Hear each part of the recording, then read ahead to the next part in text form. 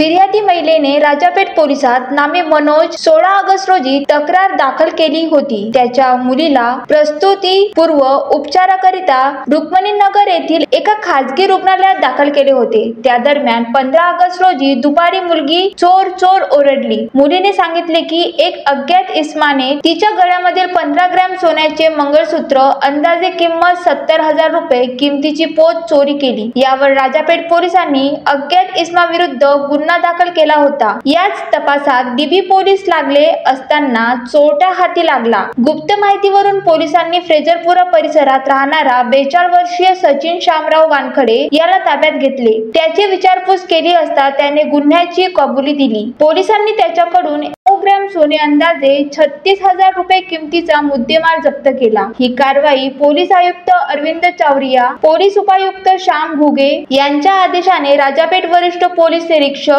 पुनीत कुलट यांच्या नेतृत्वात पोलीस उपनिरीक्षक मिलिंद हिवरे, पोलीस कर्मचारी सागर सरदार, पवन तिवारी, दिनेश भिसे, सूरज मेश्राम, अंकुश काळे, वकील शेख, अमोल खंडेजोड, संजय कडू यांनी केली। Vidarbha city news, Amravati.